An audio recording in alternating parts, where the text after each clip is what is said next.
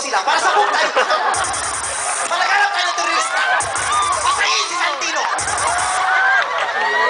Gago ng shell to eh. Di mapagas ako. Tama ka? Tama. Papagas eh. Hindi, papakonfine. Pwede? Anong dextrose mo nito? Unleaded? Sira ulo kayo. Gasolinahan nga eh. Parang tanga, di ba nakakabuisit? Daming ganyang tao. Bad trip.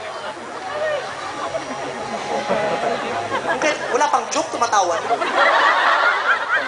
Mababa talaga yung ticket, huli dumarating yung joke.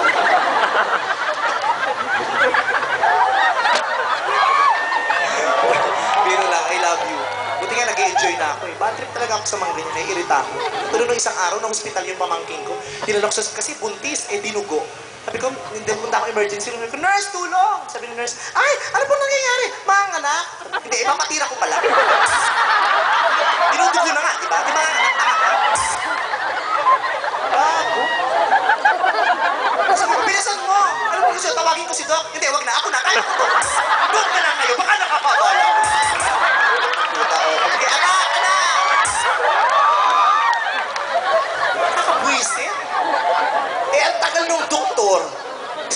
Yung sanggol, lumabas na yung ulo. Tapos sabi ng nurse, ay, ano yan? Ulo ng bata. Eh, ulo ng titinong ama.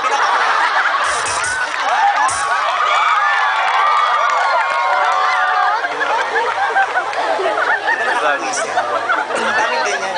Alam na yung sagot itatanong. Parang galing. Parang nung namatay yung tatay ko, iiyak ako kasi paborito ko ng tatay ko. Yung tatay ko nasa kabaang, iiyak ako nang iiyak ko.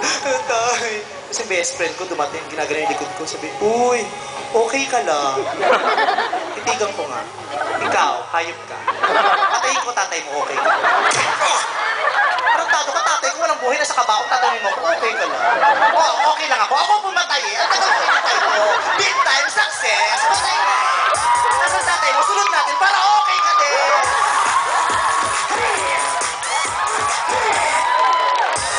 Ano, ang daming masasaklap na nangyayari sa buhay ko. Oo, ang buhay ko parang pelikula. Oo. Kaya ako mahilig ako manood ng pelikula, nakaka-relate ako. Lalo na sa mga pelikula ng Star Cinema. Bongga mga pelikula ng Star Cinema.